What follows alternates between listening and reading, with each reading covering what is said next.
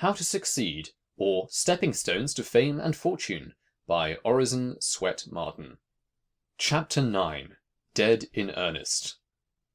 It is the live coal that kindles others, not the dead. What made Demosthenes the greatest of all orators was that he appeared the most entirely possessed by the feelings he wished to inspire. The effect produced by Charles Fox, who, by exaggerations of party spirit, was often compared to Demosthenes, seems to have arisen wholly from this earnestness, which made up for want of almost every grace, both of manner and style. Anonymous. 12 poor men taken out of boats and creeks, without any help of learning, should conquer the world to the cross. Stephen Carnock. For his heart was in his work, and the heart giveth grace unto every art. Longfellow. He did it with all his heart, and prospered. 2 Chronicles. The only conclusive evidence of a man's sincerity is that he gives himself for a principle. Words, money, all things else, are comparatively easy to give away. But when a man makes a gift of his daily life and practice, it is plain that the truth, whatever it may be, has taken possession of him. Lowell. The emotions, says Whipple, may all be included in the single word enthusiasm, or that impulsive force which liberates the mental power from the ice of timidity, as spring loosens the streams from the grasp of winter, and sends them forth in a rejoicing rush. The mind of youth, when impelled by this original strength and enthusiasm of nature, is keen, eager, inquisitive, intense, audacious, rapidly assimilating facts into faculties, and knowledge into power, and, above all, teeming with that joyous fullness of creative life which radiates thoughts as inspiration, and magnetizes as well as informs.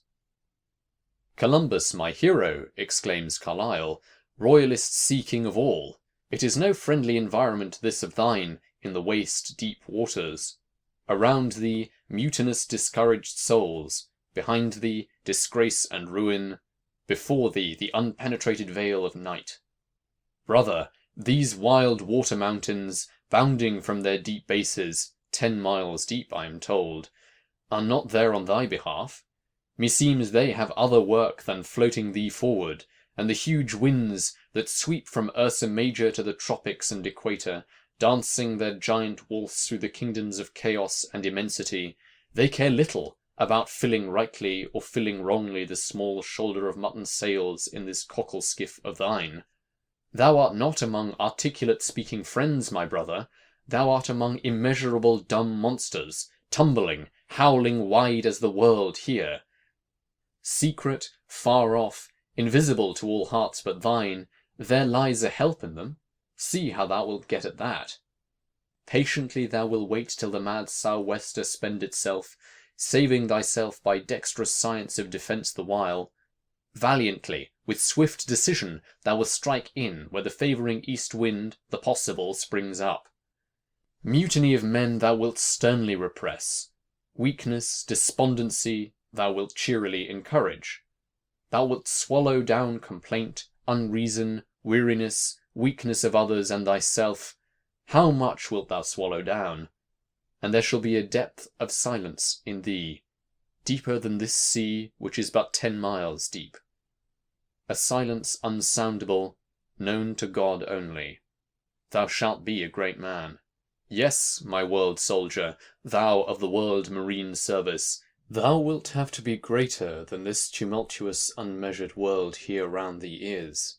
Thou, in thy strong soul, as with a wrestler's arms, shall embrace it, harness it down, and make it bear thee on, to new Americas, or whither God wills.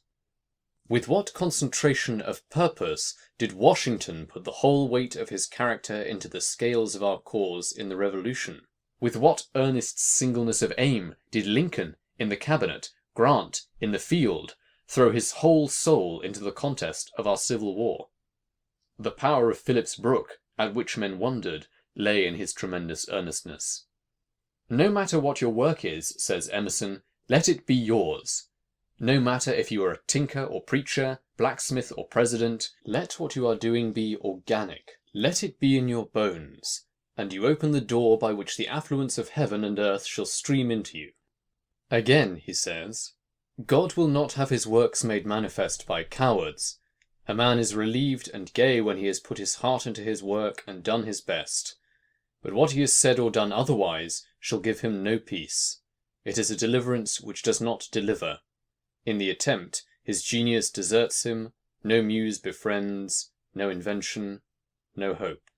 I do not know how it is with others when speaking on an important question, said Henry Clay, but on such occasions I seem to be unconscious of the external world.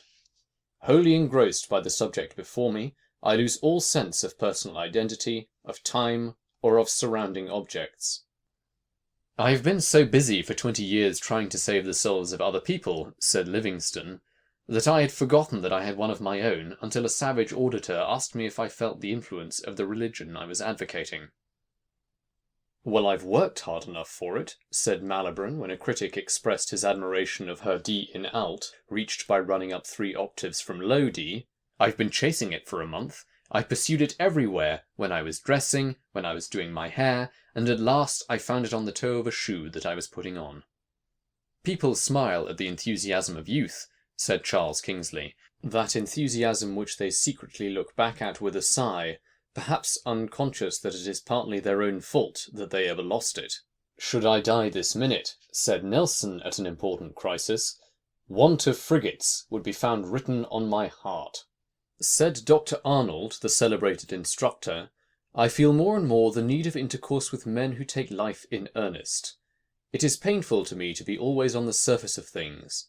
Not that I wish for much of what is called religious conversation. That is often apt to be on the surface.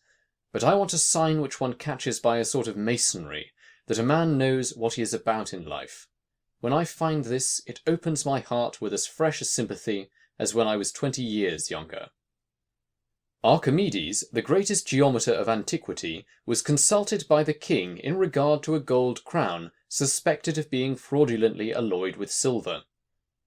While considering the best method of detecting any fraud, he plunged into a full bathing tub, and, with the thought that the water that overflowed must be equal in weight to his body, he discovered the method of obtaining the bulk of the crown compared with an equally heavy mass of pure gold. Excited by the discovery, he ran through the streets undressed, crying, I have found it! Equally celebrated is his remark, Give me where to stand, and I will move the world. His only remark to the Roman soldier who entered his room while engaged in geometrical study was, Don't step on my circle.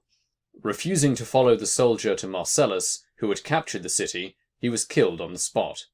He is said to have remarked, My head, but not my circle. Every great and commanding moment in the annals of the world, says Emerson, is the triumph of some enthusiasm. The victories of the Arabs after Muhammad, who in a few years, from a small and mean beginning, established a larger empire than that of Rome, is an example. They did they knew not what. The naked Derar, horse on an idea, was found an overmatch for a troop of cavalry. The women fought like men, and conquered the Roman men. They were miserably equipped, miserably fed. They were temperance troops. There was neither brandy nor flesh needed to feed them. They conquered Asia and Africa and Spain on barley. Caliph Omar's walking stick struck more terror into those who saw it than another man's sword. Horace Vernet's enthusiasm and devotion to one idea of his life knew no bounds. He had himself lashed to the mast in a terrible gale on the Mediterranean, when all others on board were seized with terror, and with great delight sketched the towering waves which threatened every minute to swallow the vessel. Several writers tell the story that a great artist, Giotto, about to paint the Crucifixion, induced a poor man to let him bind him upon a cross, in order that he might get a better idea of the terrible scene that he was about to put upon the canvas. He promised faithfully that he would release his model in an hour, but, to the latter's horror, the painter seized a dagger and plunged it into his heart, and while the blood was streaming from the ghastly wound, painted his death agony. Beecher was a very dull boy, and the last member of the family of whom anything was expected. He had a weak memory, and disliked study. He shunned society, and wanted to go to sea. Even when he went to college, many of his classmates stood ahead of him, who have fallen into oblivion. But when he was converted, his whole life changed. He was full of enthusiasm, hopefulness, and zeal. Nothing was too menial for him to undertake to carry his purpose. He chopped wood, built the fire in his little church in Lawrenceburg, Indiana, of only 18 members, cleaned the lamps, swept the floor, and washed the windows. He built the fire, baked, washed when his wife was ill. The pent-up enthusiasm of his ambitious life burst the barriers of his inhospitable surroundings until he blossomed out into America's greatest pulpit orator. When Handel was a little boy, he bought a clavichord, hid it in the attic, and went there at night to play upon it, muffling the strings with small pieces of fine woolen cloth, so that the sound should not waken the family. Michelangelo neglected school to copy drawings which he dared not carry home. Murillo filled the margin of his schoolbook with drawings. Dryden read Polybius before he was 10 years old. Lebrun, when a boy, drew with a piece of charcoal on the walls of the house. Pope wrote excellent verses at 14. Blaise Pascal, the French mathematician, composed at 16 a tract on the conic sections. Professor Agassiz was so enthusiastic in his work, and so loved the fishes, the fowl, and the cattle, that it is said these creatures would die for him to give them their skeletons. His father wanted him to fit for commercial life, but the fish haunted him day and night. Confucius said that he was so eager in the pursuit of knowledge that he forgot his food, and that in the joys of its attainment he forgot his sorrows, and that he did not even perceive that old age was coming on. "The boy that tries to make himself useful," said an employer of the errand boy, George W. Childs. "It is this trying to be useful and helpful that promotes us in life." Once when Mr. Harvey, an accomplished mathematician, was in a bookseller's shop, he saw a poor lad of mean appearance enter and write something on a slip of paper and give it to the proprietor. On inquiry, he found this was a poor deaf boy, Kitto, who afterwards became one of the most noted biblical scholars in the world, and who wrote his first book in the poorhouse. He had come to borrow a book. When a lad, he had fallen backwards from a ladder 35 feet upon the pavement, with a load of slates he was carrying to the roof. The poor lad was so thirsty for books that he would borrow from booksellers who would loan them to him out of pity, read them, and return them. The youth's companion says that Mr. Edison, in his new biography, his Life and Inventions, describes the accidental method by which he discovered the principle of the phonograph. There is a kind of accident that happens only to a certain kind of man. "I was singing to the mouthpiece of a telephone," Mr. Edison says, "when the vibrations of the voice sent the fine steel point into my finger. That set me to thinking. If I could record the actions of the point, and send the point over the same surface afterward, I saw no reason why the thing would not talk. I tried the experiment first on a slip of telegraph paper, and found that the point made an alphabet. I shouted the words, 'Halloo, halloo,' into the mouthpiece, ran the paper back over the steel point, and heard a faint 'halloo, halloo' in return. I determined to make a machine that would work accurately, and gave my assistants instructions, telling them what I had discovered. They laughed at me. That's the whole story. The phonograph is the result of the pricking of a finger. It is one thing to hit upon an idea, however, and another thing to carry it out to perfection. The machine would talk, but like many young children, it had difficulty with certain sounds, in the present case with aspirants and sibilants. Mr. Edison's biographers say, but the statement is somewhat exaggerated, he has frequently spent from 15 to 20 hours daily, for 6 or 7 months on a stretch, dinning the word spezia, for example, into the stubborn surface of the wax. "Spezia!" roared the inventor. "Petzia!" lisped the phonograph in tones of ladylike reserve, and so on through the thousands of graded repetitions till the desired results were obtained. The primary education of the phonograph was comical in the extreme. To hear those grave and reverend signors, rich in scientific honours, patiently reiterating, "Mary had a little lamb, lamb, lamb," and elaborating that point with anxious gravity, was to receive a practical demonstration of the eternal unfitness of things. Milton, when blind, old, and poor, showed a royal cheerfulness, and never bated one jot of heart or hope, but steered right onward.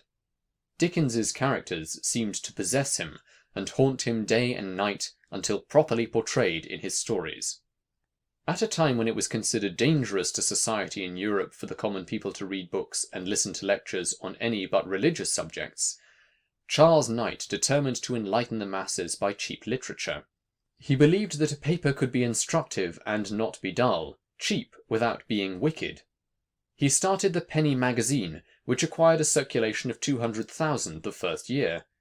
Knight projected the Penny Cyclopedia, the library of entertaining knowledge, half hours with the best authors, and other useful books at a low price. His whole adult life was spent in the work of elevating the common people by cheap yet wholesome publications.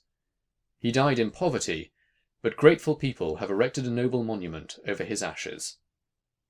Demosthenes roused the torpid spirits of his countrymen to a vigorous effort to preserve their independence against the designs of an ambitious and artful prince, and Philip had just reason to say he was more afraid of that man than of all the fleets and armies of the Athenians. Horace Greeley was a hampered genius who never had a chance to show himself until he started the Tribune, into which he poured his whole individuality, life, and soul. Emerson lost the first years of his life trying to be someone else. He finally came to himself and said, "If a single man plant himself indomitably on his instincts, and there abide, the whole world will come round to him in the end. Though we travel the world over to find the beautiful, we must carry it with us, or we find it not. The man that stands by himself, the universe stands by him also." Take Michelangelo's course, to confide in oneself and be something of worth and value. None of us will ever accomplish anything excellent or commanding, except when he listens to this whisper, which is heard by him alone. Many unknown writers would make fame and fortune if, like Bunyan and Milton and Dickens and George Eliot and Scott and Emerson, they would write down their own lives in their manuscripts, if they would write about things they have seen, that they have felt, that they have known. It is the life thoughts that stir and convince, that move and persuade, that carry their very iron particles into the blood. The real heaven has never been outdone by the ideal. Neither poverty nor misfortune could keep Linnaeus from his botany. The English and Austrian armies called Napoleon the 100,000 man. His presence was considered equal to that force in battle. The lesson he teaches is that which vigour always teaches, that there is always room for it. To what heap of cowardly doubts is not that man's life an answer? End of chapter 9. Dead in Earnest.